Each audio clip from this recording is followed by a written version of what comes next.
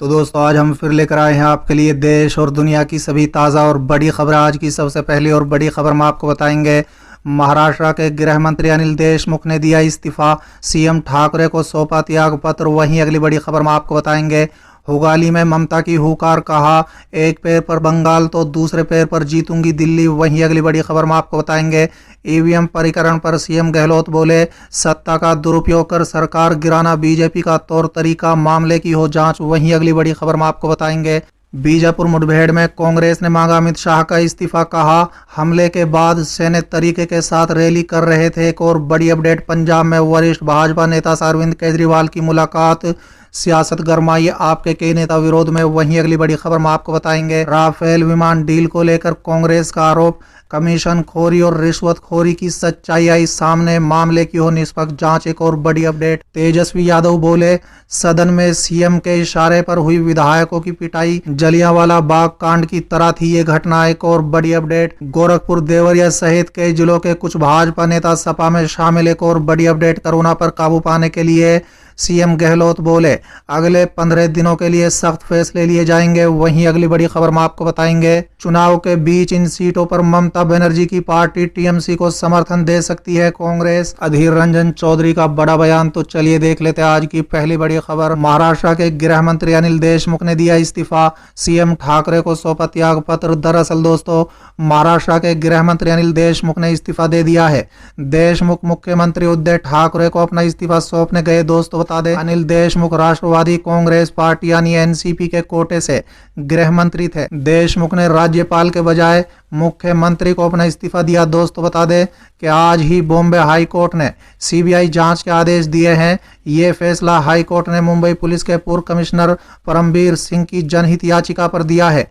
परमबीर सिंह ने अनिल देशमुख पर वसूली के लिए टारगेट देने का आरोप लगाया था और इसी संबंध में सीबीआई जांच की मांग की थी। चलिए अगली खबर। हुगाली में ममता की हुकार, कहा एक पैर पर बंगाल तो दो पैरों पर जीतूंगी दिल्ली। दरअसल दोस्तों, पश्चिम बंगाल में जोरों शोर से विधानसभा चुनाव के लिए प्रचार में जुटी मुख्यमंत्री और तृणमूल कांग्रेस सुप्रीमो ममता बनर्जी ने कहा है कि मैं अपने एक पैर पर बंगाल जीतूंगी और भविष्य में अपने दो पैरों पर दिल्ली में जीत हासिल करूंगी। दोस्तों बता दें, सीएम ममता हुगाली में एक जनसभा को संबोधित कर रही थी। बंगाल में आज 31 सीटों पर वोटिंग हो रही है। दोस्तों बता दें, जनसभा को संबोधित करते हुए सीएम ममता ने कहा है कि 8 चरण में चुनाव कराने की क्या जरूरत थी, ये बीजेपी मंडल की तरफ से किया गया था। उन्होंने कहा है कि वर्तमान में कोरोना की स्थिति को देखते हुए क्या उन्हें थोड़े समय के भीतर ही चुनाव संपन्न नहीं करना चाहिए था। दोस्तों बता दें, ममता ने इस दौरान जमकर बीजेपी पर हमला किया। उन्होंने कहा है कि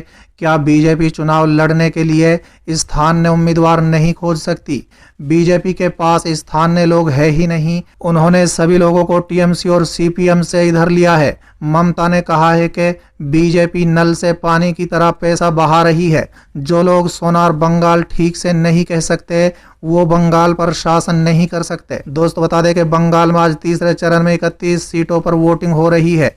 चौथे चरण में 44 सीटों पर 10 अप्रैल को, पांचवें चरण में 45 सीटों पर, 17 अप्रैल को छठे चरण में 43 सीटों पर, 22 अप्रैल को सातवें चरण में 36 सीटों पर, 26 अप्रैल को और 8वें चरण में 35 सीटों पर, 29 अप्रैल को वोट डाले जाएंगे।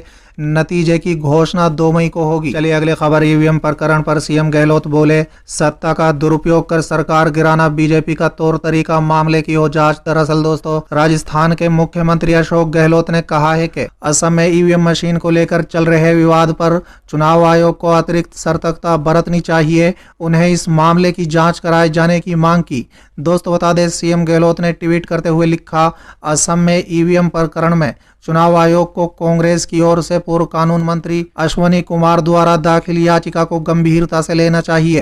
पहले ही ईवीएम को लेकर विवाद चल रहा है। ऐसे में चुनाव आयोग को अतिरिक्त सतर्कता बरतनी चाहिए थी, जो यहाँ नहीं दिखी। इसकी जांच होनी चाहिए। असम में ईवीएम प्रकरण में चुनाव आयोग को कांग्रेस की ओर से पूर्व कानून मंत्री श्री अश्वनी कुमार द्वारा दाखिल याचिका को गंभीरता से लेना चाहिए। दोस्तों बता दें कि असम में पतराखंडी से भाजपा उम्मीदवार की कार में मतदान में इस्तेमाल हुई ईवीएम बरामद होने के बाद कांग्रेस ने निर्वाचन आयोग से भाजपा के खिलाफ कड़ी कार्रवाई का अनुरोध करते हुए मांग की कि राज्य में 6 अप्रैल को होने वाले अंतिम चरण के चुनाव के लिए सुरक्षा बढ़ाई जाए। दोस्तों बता दें, सीएम गहलोत ने एक अन्य ट्वीट में भाजपा पर निशाना साधते हुए आरोप लगाया है कि चुनाव के समय परिवर्तन निदेशालय, सीबीआई और आयकर विभाग का दुरुपयोग कर सरकारों को गिराने का प्रयास भाजपा के तौर तरीके बन गए हैं। उन्होंने कहा है कि हम सभी जानते हैं कि पश्चिम बंगाल में इस तरीके का उपयोग करते हुए भाजपा ने बड़ी संख्या में तृणमूल कांग्रेस नेताओं को अपनी पार्टी में लिया है। चलिए अगली खबर। बीजापुर में मुठभेड़ के बाद कांग्रेस ने मांगा अमित शाह का इस्तीफा। कहा, हमले के बाद सैन्य तरीके के साथ रैली कर रहे थे। दरअसल दोस्तों, छत्तीसगढ़ के बीजापुर में इस साल का सबसे बड़ा नक्सली हमला हुआ है। अब तक 22 जवानों के शव बरामद किए जा चुके हैं, वहीं एक जवान अभी भी लापता है। इस हमले में कुल 32 जवान घायल हुए हैं। दोस्तों बता दें, हमले को लेकर अब विपक्ष भी सरकार पर हमलावर हो गया है। कांग्रेस ने हमले के बाद गृह मंत्री पर लापरवाही का आरोप लगाते हुए इस्तीफे की मांग की है। दोस्तों बता दें, सुरजेवाला ने कहा है कि यह घटना कब हुई सबको मालूम है कि 3 अप्रैल को लगभग 11:30 बजे बीजापुर सतना बॉर्डर पर मुठभेड़ हुई। देश के गृह मंत्री ने 24 घंटे कुछ प्रतिक्रिया नहीं दी। जब ये मामला हो रहा था तब देश के गृह मंत्री तमिलनाडु में रोड शो कर रहे थे। इसके बाद उन्होंने एक दूसरे विधानसभा में जनसभा को संबोधित किया। आगे उन्होंने कहा है कि इसके बाद भी दिल्ली या छत्तीसगढ़ नहीं गए, बल्कि केरल में 2 जगह जनसभा की और रोड शो कर रहे थे। फिर असम गए, फिर असम में रैली कर रहे थे, फिर आखिरी 2 रैली ना करके देश पर एहसान किया। क्या देश का गृह मंत्री इतना लाचार हो सकता है? नक्सलवाद से निपटना गृह मंत्री की सीधी जिम्मेदारी है। आगे सुरजेवाला ने पत्रकारों से कहा है कि कोई और गृह मंत्री होता तो इस्तीफा मांग लिया होता आप लोगों ने और हो भी जाता। चलिए अगली खबर। पंजाब में वरिष्ठ भाजपा नेता अरविंद केजरीवाल की मुलाकात, सियासत गरमाई आपके कई नेता विरोध में। दरअसल दोस्तों, पंजाब भाजपा के फायर ब्रांड नेत्री लक्ष्मीकांत चावला और दिल्ली के मुख्यमंत्री अरविंद केजरीवाल की मीटिंग पर सियासी बवाल शुरू हो गया है। पंजाब आम आदमी पार्टी के कई नेताओं ने चावला का दबी जुबान पार्टी मंच पर विरोध शुरू कर दिया है। आम आदमी पार्टी के दिग्गज नेता सरबजीत सिंह ने सोशल मीडिया पर खुलेआम पोस्ट डालकर कहा है कि ऑपरेशन ब्लू स्टार के बाद लड्डू बांटने वाली लक्ष्मीकांता चावला और अरविंद केजरीवाल की मुलाकात मुझे अच्छी नहीं लगी। आम आदमी पार्टी को ऐसे किसी भी शख्स को पार्टी में शामिल करने से परहेज करना चाहिए और अगर शामिल कर लिया है तो उस पर विचार करने की जरूरत है। चलिए अगली खबर। तेजस्वी यादव बोले, सदन में सीएम के इशारे पर हुई विधायकों की पिटाई जलियांवाला बाग कांड की तरह थी ये घटना। दरअसल दोस्तों, बिहार विधानसभा में नेता प्रतिपक्ष तेजस्वी यादव ने विपक्षी विधायकों की पिटाई को लेकर फिर से सवाल खड़े किए हैं। तेजस्वी यादव ने विधानसभा अध्यक्ष विजय सिन्हा को पत्र लिखकर न सिर्फ सरकार और मुख्यमंत्री पर सीधा आरोप लगाया है, बल्कि दोषी अधिकारियों पर सख्त कार्रवाई कर उन्हें बर्खास्त करने की मांग तक की है।